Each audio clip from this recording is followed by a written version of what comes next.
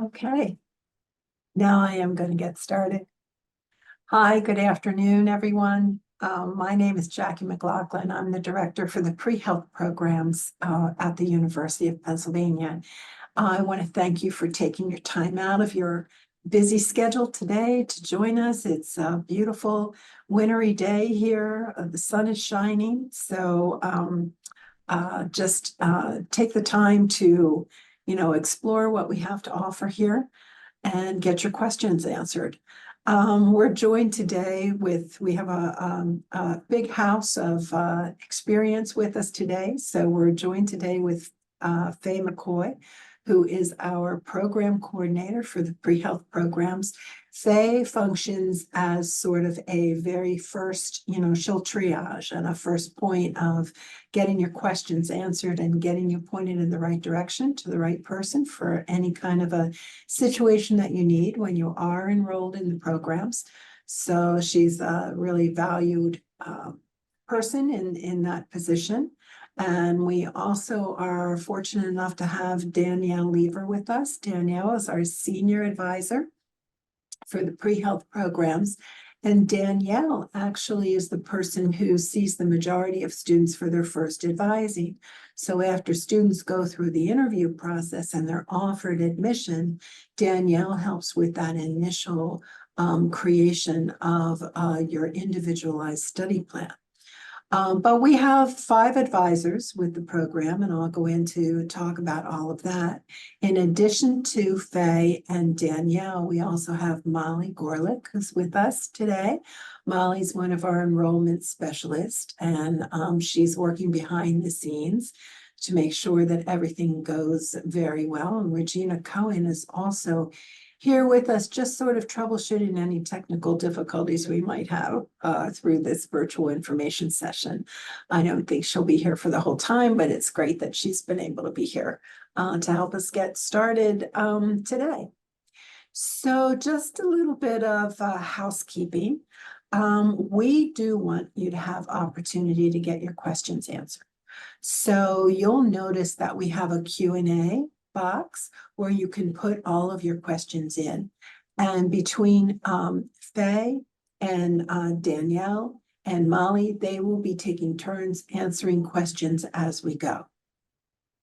If you don't see the Q&A or you inadvertently put a question into the chat, we'll also respond to you in the chat. So don't worry about that. We'll try and cover all the bases.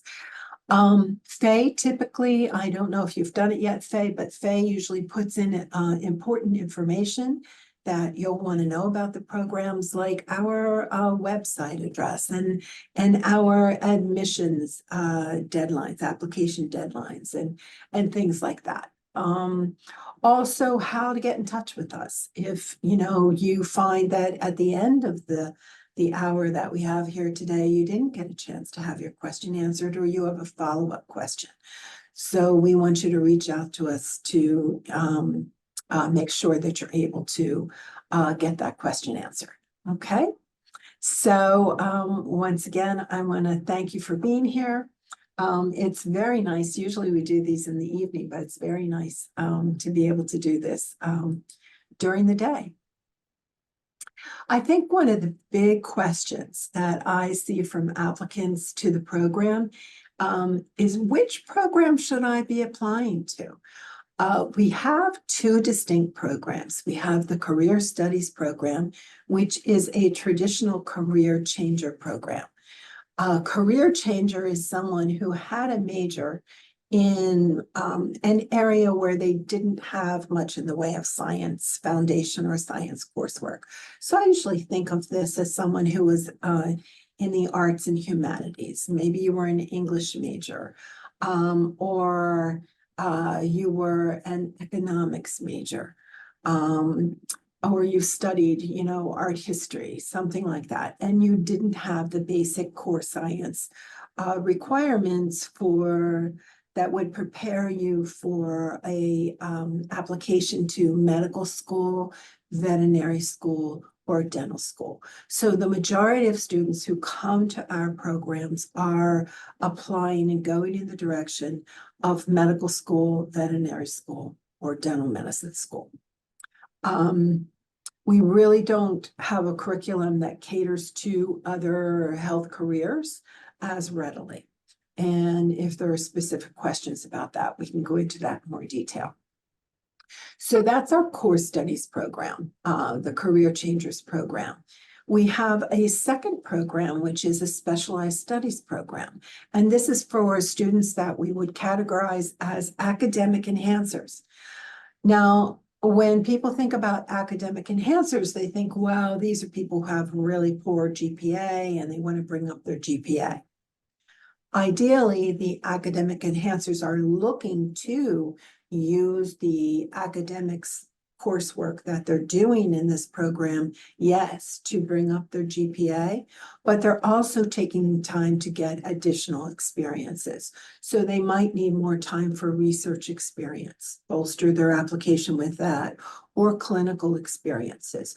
Or sometimes they just want to take some extra time to make sure that they're making the right career decision for them. So this does not mean that they're coming in with very low GPAs. Most of our specialized studies students are 3.0 and above. And it really takes, you have to think about, well, how many more courses do I need to really get my GPA into a competitive range? So those are the kinds of things, that we look at. But this basically, is the basic difference between the two programs. Now, many students find that they don't neatly fit into either category. We affectionately refer to those students as blended students. So they might have some of the basic core coursework, but not all of it. They might have the first part of sequential courses and not the second half. So there are students who, for a variety of different reasons and majors that they had in their undergraduate years, who fall in between these two categories. And we have the flexibility because we do individualized plans of study. We don't follow a set pre-prescribed set of courses that you must enroll in. We individualize your study plan to help to meet your academic background and what your academic goals are for the future. Our website is listed here. So if you haven't, prior to the information session, gone to the website and really dug through the website to take a look at the program, I strongly suggest that you do that because there's a lot of helpful information that you're going to find there. The core studies curriculum is basically, it's a minimum of 12 course units. For what we call a true core student who's had no sciences whatsoever, they really need at least 13 course units to get the courses they need at the minimum courses they need. But in order to complete the program, to fulfill program requirements, it's a minimum of 12 course units in the core. And those courses usually take the form of 2 semesters of general chemistry, 2 semesters of biology, 2 semesters of organic chemistry, 2 semesters of physics, and the associated labs with those 4 subjects that I just mentioned. And then the additional sort of 13th CU is also a course in biochemistry. Now, students who are pursuing dental medicine or veterinary medicine may have additional course requirements that they need to have for their application. Oftentimes, those students may need to have a physiology course or microbiology course, sometimes even statistics or calculus courses are required. So it oftentimes may take students more than 12 course units to fulfill all the coursework that they need for their desired career direction.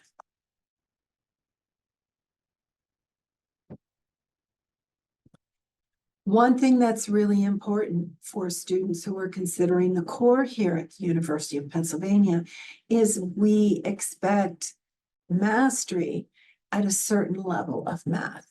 This is not complicated, but you need to have a thorough working knowledge of basic algebraic operations, basic geometry and trigonometry, and scientific notation and unit conversions.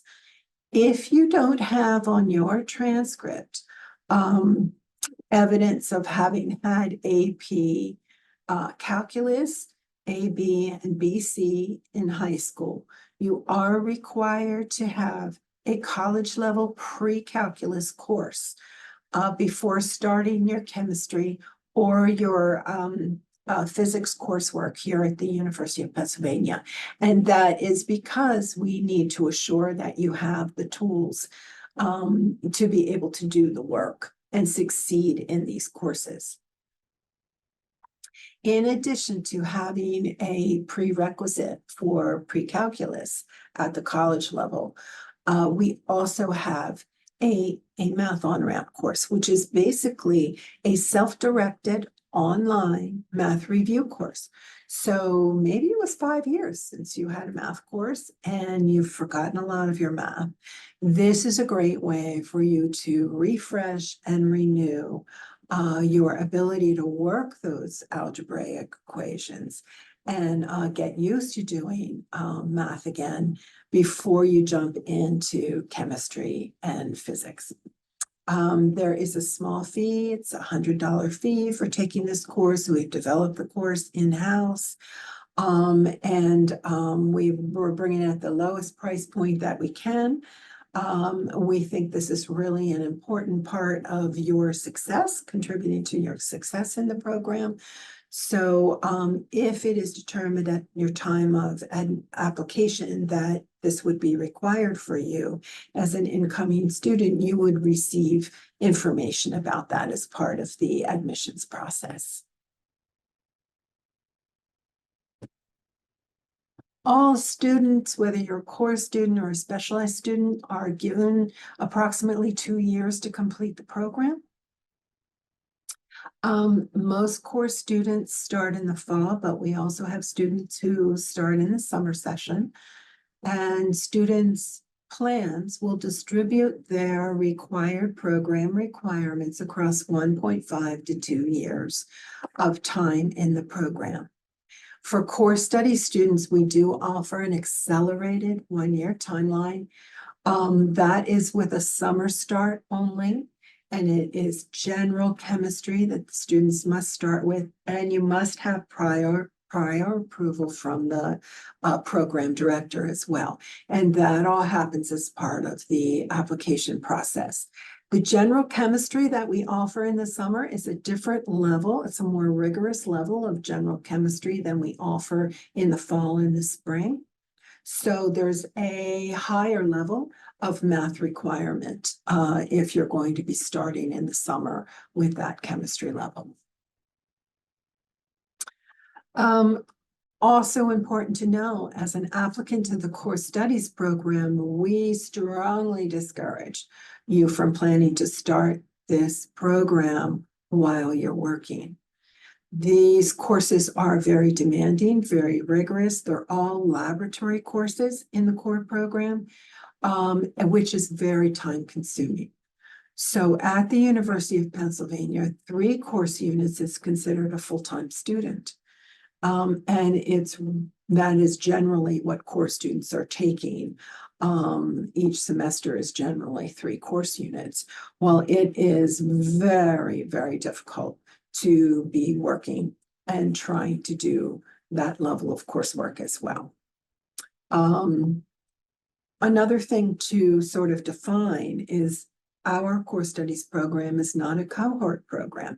Many programs out there, other pre-health programs, describe themselves as cohort programs, where students are generally all starting at the same time and all taking the same courses together. Our core students have the ability to start either in the summer or in the fall, and not every student is taking the same courses because, again, our study plans are tailored and individualized to your academic needs. So we do not insist that students have to automatically repeat courses that they've already taken. The specialized studies curriculum is basically 8 course units. that are required to fulfill the program requirements. Specialized study students take advanced courses in bio, in chemistry, neuroscience, and human anatomy. So some of the courses that we have available are listed here. We have some additional courses that are not listed here. So sometimes departments will offer other courses on different semesters. So I think that we have a wide variety of breadth and depth of courses available to specialized students. It's important to know that our classes are offered in the evenings. So in the fall and in the spring, our courses for core and for specialized students are in the evenings. The exception to this would be during the summer session when we roster our pre-health courses all throughout the day and the evening hours that are available on the roster. So our students are not taking classes with the regular Penn undergrads. You are taking classes with your fellow peers, other students who are in the pre-health programs.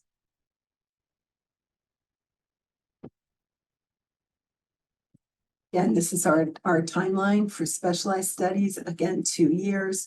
So many of our specialized study students will come in if they're full-time students, and they might take 4 course units in the fall and 4 course units in the spring, and they're finished in just 2 semesters. Others, and many of our specialized study students, are working full-time. And so they are taking about 2 course units a semester and distributing those credits over a 2-year timeline or 1.5 timeline. So again, I don't feel, that I neatly fit into one program or the other. I'm not really a core student because I had this bio and I had a little chem. And I'm not really specialized because I'm not ready for those advanced courses yet. So what should I do? I think you should pick the program, read through the website, look at the course requirements, and apply to the program that seems at the time to be the best fit for you. You don't want to submit an application for both core and specialized. You only need to submit one application. What we will do in our application review is we will take a look at which program is most appropriate for you and make a recommendation. Generally, it depends on how many of the core courses you have left to complete, and so forth and so on. So we do, as part of if you're invited to interview, we will have that discussion with you so that we can make a plan together, which is going to be the best fit for you to fulfill your academic goals. So in addition to the description of the core studies program and the specialized studies program, what do we offer to students who are here at Penn? So these bullet points are just some of the wraparound services that we offer to all pre-health students who are in the program. We have the basic STEM courses and advanced biological sciences available, individualized academic advising, and flexible timelines within a 1-year to 2-year option. Application writing and interviewing workshops. We're in the process of setting up workshops for the spring now. And Danielle and I just did a resume writing workshop last week. We offer a discounted MCAT prep course. We do that in partnership with Perelman School of Medicine and their Johnson Scholars Program. We offer pre-health committee letters to students who are interested in applying with a committee letter. And in addition to that, we have one of our advisors then becomes your application coach to guide you through the application process. We have a virtual pre-health community that we have set up in Canvas. It's our pre-health Canvas community. We offer a variety of speaker events and alumni events. Many of our speaker events are done in conjunction with our student interest groups, who will invite speakers to come and talk to students who are interested in particular areas. Dr. Zimmerman facilitates a weekly journal club, which is really popular among the students. We have a Post-Bac Society, which is every student belongs to that. That is sort of a student government organization. And they really help with socialization of students in the program. And then we have a variety of student interest groups, such as the American Medical Women's Association, our Affecting Social Justice and Medicine group, and so forth and so on. There are a variety that the student interest groups change from year to year based on what the interests of the students are at the time. We also offer peer mentors and peer education course in social determinants and health disparities in medicine. There is no tuition charge for the health disparities course. This is something that's open and available to all students in the pre-health program.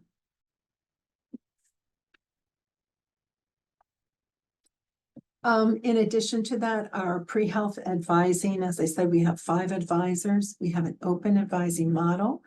The first step is for you to schedule your first advising. We like you to do that before you've even tried to sign up for courses.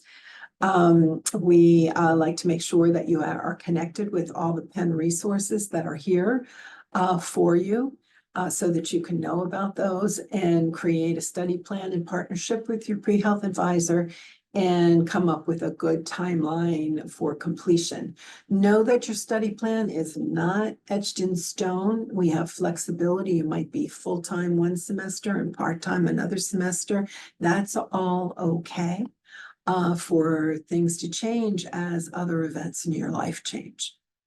We recommend that you come in and you meet with every member of the pre-health advising team so that we get to know you and you get to know us. And I usually recommend that you have at least 2 pre-health advising sessions per semester. We are not technically a certificate program.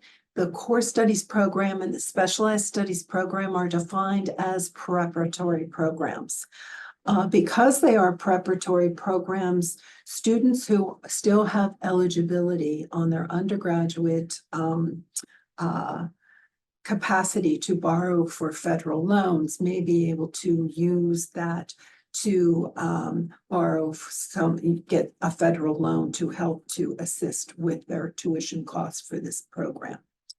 But we do offer certificates of achievement to students. So we will transcript a certificate of achievement in core studies or specialized studies for students who fulfill program requirements. And those program requirements are listed here. In addition, let me just say that if it was also required for you to do the math on-ramp as part of the program, that is also must be met in order for certificates to be awarded at the end. In addition, we have linkage opportunities, which are described on our website, and they're also listed here. There are 4 for core studies and 2 for specialized studies. Students are in the process of completing some applications for some linkages at this time. And here are our admissions deadlines. So we have rolling admissions. Core studies has a summer and fall intake only, and specialized studies has fall, spring, and summer intake. Our application deadlines are listed here for you to see, and all of our applications come in through Post-Baccalaureate. Okay, and now that you've heard a little bit more about us, I want to invite you to think about why you think Penn is a good fit for you. How do you see yourself here at Penn? How do you envision participating in and contributing as a member of the Penn pre-health community? I think that will help you sort of formulate some questions that you might have for us today, and we can help to give you a better sense of what you might experience as a student here at Penn. And here are a couple of important links for you to follow up on. And I think what I'll do is let me poke into the chat and okay. All right, so I think folks have been answering questions as we go. And I'm going to look in the Q&A and see what questions are up here now. Okay, the first question is from someone who's interested in veterinary medicine. And they want to know, if I'm interested in veterinary medicine, do you have an advisor that has a DVM? And are there connections with the opportunity to work or get clinical experience in the vet field? Our vets, our pre-health vets, do not have a DVM, but we definitely have connections with the admissions office at the vet school. We have a very positive relationship with them. We have only a handful of pre-vet students in the program, but virtually every pre-vet who completes the program is offered admission to vet school, and most of them end up going to Penn Vet School. So we can really help you to make connections at the vet school when you're here, but that's really important to have discussion with our pre-health advisors. Hi there, Ainsley. I hope I'm saying your name correctly, Ainsley. Are there any linkage opportunities to dental medicine schools? Well, years ago, prior to COVID, we did have a linkage with Penn's School of Dental Medicine. And I have made that linkage inactive right now because there was, after COVID, there was transition in the admissions office at the School of Dental Medicine. And we have had several conversations about whether or not they wanted to continue the linkage program, and they're sort of unsure because I think it's unfamiliar. So in dental medicine, there are very few linkages available. But it is something that has opportunity to be an ongoing discussion with the dental school. So while it's not an active linkage program right now, it doesn't mean that it couldn't be in the future. And that pretty much is up to the School of Dental Medicine. But it is rare to find dental linkages. Okay. When interviewing for med school through a linkage agreement, is the gap year eliminated, or are we interviewing for the final year? Well, let me see if I'm interpreting that question correctly. So if you're applying as a linkage applicant from our program, you are basically eliminating your glide year, that is the year between when you would submit your application and matriculate. So in essence, you would be applying to matriculate in the same year that you are submitting your application. Okay. If we are applying for spring 2025 start, does that mean we should apply now, even though the application deadline is November? So that we can do the math on-ramp over the summer. If you're applying for spring, our spring application for 2025 is not open yet. So you can't submit that through Post-Baccalaureate at this time. Typically, the students who are admitted in the spring are specialized students. And it is unusual for a specialized student to need to have to do the math on-ramp.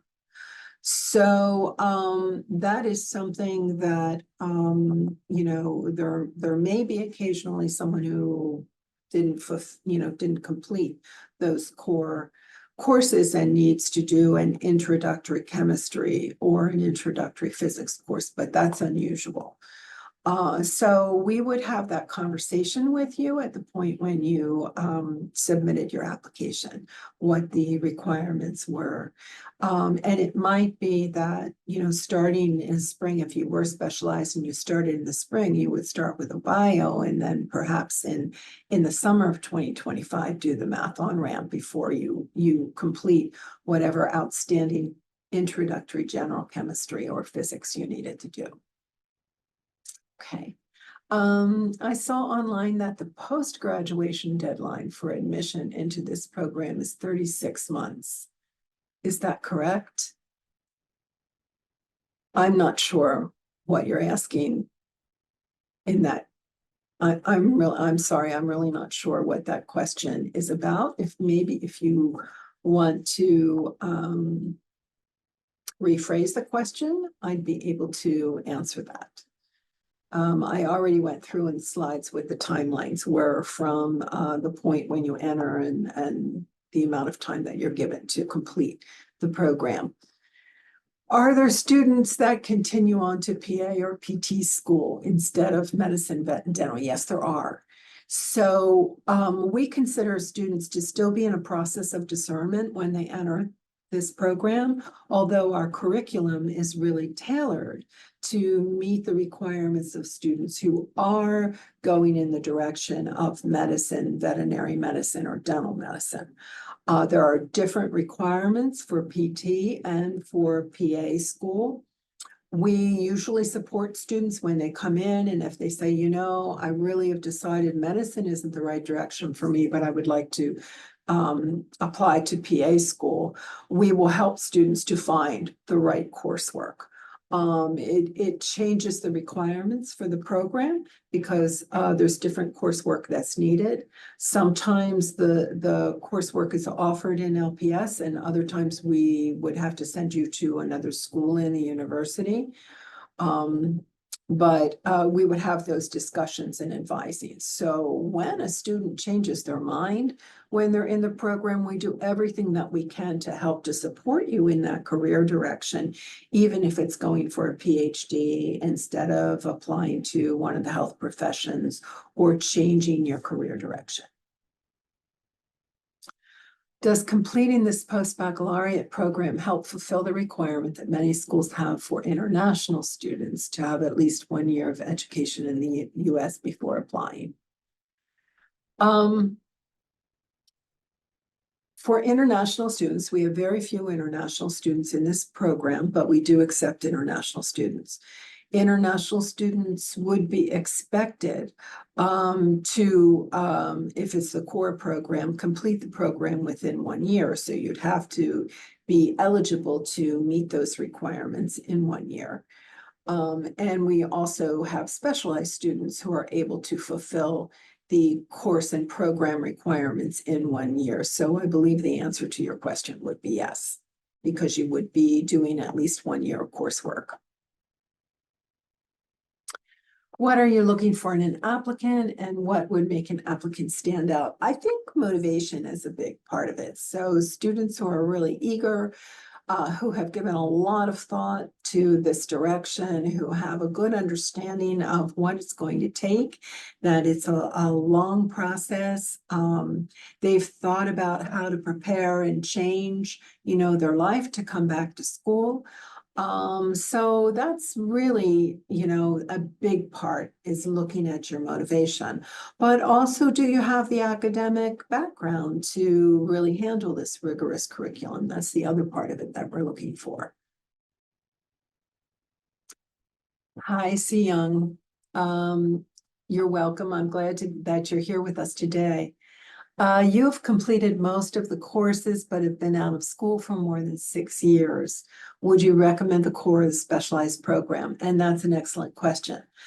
Some of it depends on what you're doing now. So if you completed most of the core and you're working in a scientific field, maybe the specialized would be fine for you.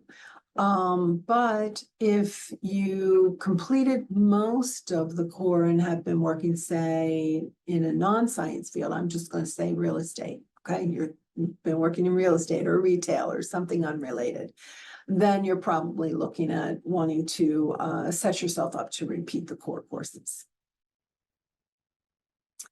How many specialized study students are typically accepted to a linkage program each year? It varies depending on how many students are interested in applying to linkages. Our number of students who apply to linkages is pretty small. The majority of our students are applying through the general education cycle. So it's really a handful. Some years we've had up to, between the core and specialized, up to 10, 12, 13, but it's been a while since it's been that many. So we might have 5 to 7 students applying for linkage a year. The linkage programs have very specific criteria that you must meet on their timeline in order to be eligible. And sometimes that doesn't always fit with where the student is in terms of their timeline for application. So it's really important to consider that process, whether or not linkage is really the best option for you for your application cycle. Hi, I'm interested in specialized studies program. Should I have taken organic chemistry and biochemistry at my undergraduate program? Would that make you competitive? Oh, Danielle, I see you're answering that one. Okay. And what test scores on the MCAT? Oops, I think so. I've got everybody answering all these questions, so I'm sorry. I'm just going to keep going down the list. How many students are in the typical classroom? Are they smaller than the undergraduate equivalents because the program is smaller and also our course is graded on curves? Are they more collaborative? I really think that our classes where you do encourage an atmosphere of ethical behavior, very collaborative, lots of emphasis on teamwork and working together, with your colleagues. Our classes are generally smaller than the undergraduate classes. I would say most classes are anywhere from 15 to 27 students. Some might be a little higher than that, but that's typically what you're going to find. Hello, Andre. What would you suggest for a student who's missing 2 core courses and has completed the majority of the core sciences, but is interested in applying for an oral health master's program instead of the specialized studies program? I don't really know because we don't have an oral health master's program here, so I can't really advise you on what is the best way for you to prepare for that. You should talk to the admissions team at the school that is offering the master's program that you're interested in.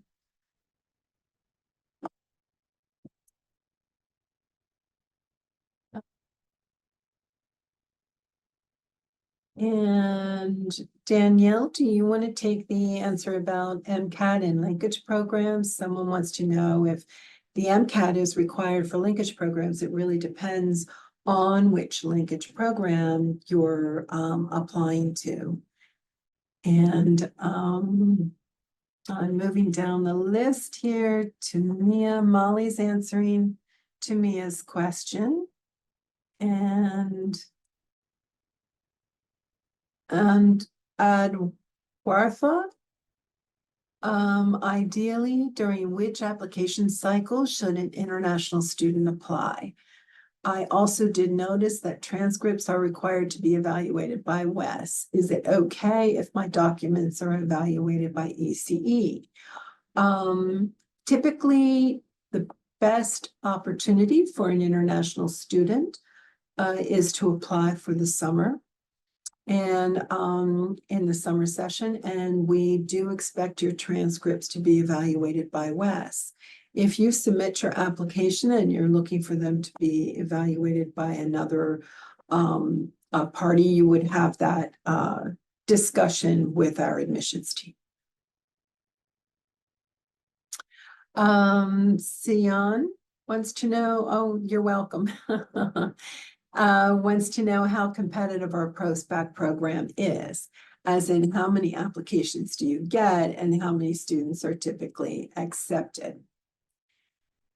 We don't have a particular class size that we limit our programs to. But I have to say that, yes, our programs are competitive. So we are looking for students. This is a very rigorous program. We're looking for students who can successfully complete this program. We can have anywhere from typically in a typical application cycle, we've had as high as up to 800 applicants. Generally, it's particularly since COVID, it's been lower than that. We have maybe about 150 active students in across both programs right now. We could take more than that, definitely, increase those numbers. So we're not at risk of turning away highly qualified applicants from our programs. So we do maintain our academic standards rather than look for specific enrollment targets.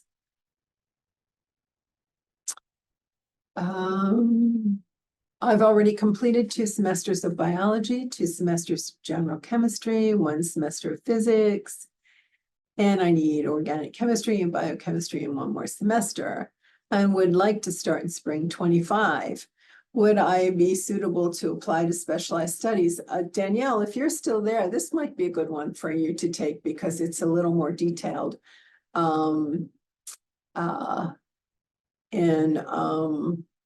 Yeah, great. Okay, Danielle's hopped on that one. That's really good. And what is the success rate of medical school applicants coming out of the specialized program? I have that on the website. So if you go to our website, I don't have it for this latest cycle because I have to update that. I typically update that information over the summer. But if you go in and you look at our website, you can see what our statistics are for medical school admissions, for vet school admissions, and for dental school admissions, and where our students typically get accepted to. I have the statistics up there, looking at it across 10 years.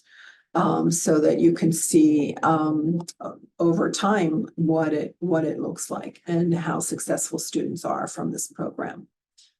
Okay, let me take a look. We still have a little bit of time left, so seems like we're doing really well with having 4 of us here to answer your questions. I think we're getting through them in record time, which is really great. So we'll hang on here for a while. I think I did answer the questions about our how many students are in a typical classroom.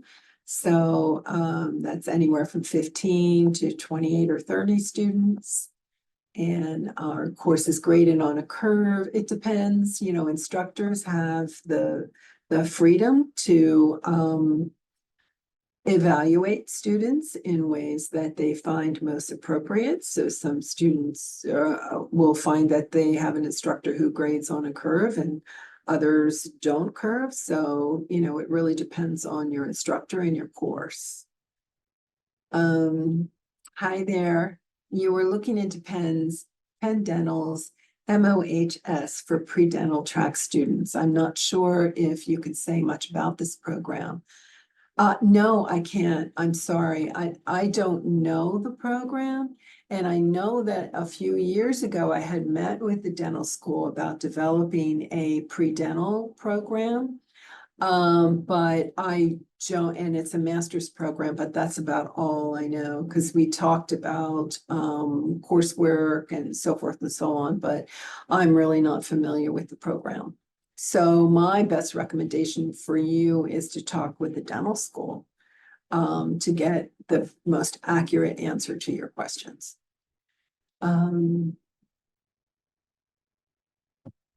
Financial aid resources. We don't have any institutional financial aid available. Students may fill out a FAFSA to see if you are eligible for any federal loans for your programs. And then, any kind of private loans that you might be able to secure is what's available too. Many of our students who, particularly those in the specialized studies program who are employees at Penn, There is a tuition benefit for full-time employees at the University of Pennsylvania. And many of our specialized students use the employee benefit to help to pay their tuition. It's a really good deal. Okay. The challenge of getting accepted to such rigorous program excites me. Is there a particular reason why the classes are offered in the evenings? For example, it allows students to get engaged in volunteer activities. That's one of them. But basically, it really has to do with scheduling at the university. So during the day students are in those classes are scheduled, to offer availability to students in the college. And then we are scheduling classes in those labs, in those classrooms, in those buildings in the evening hours when the day classes are over. So we would not have space available to be scheduling our classes concurrent with classes that are offered during the day. So that's the biggest reason. But the advantage to that, to our students, is that it does give you time during daytime hours to be getting experience in clinical areas or in research areas, and increasing your skill set during that time. So it really does work to your advantage. Okay, how do you become an employee at Penn? Like work, go ahead, Danielle, you can answer that one, that's great. And to what degree does the program facilitate clinical experiences for participants?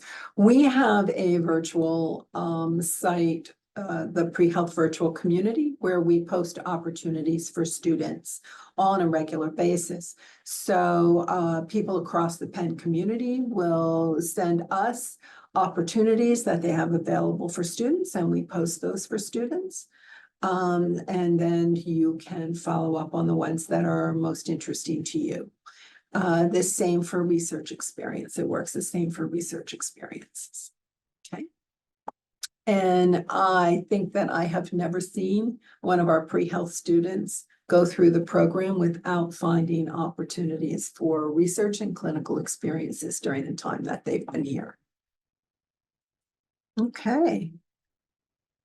Very good. So thank you. We've answered a lot of questions already today. So I hope that this has helped. You get a good sense of what the program is here at Penn.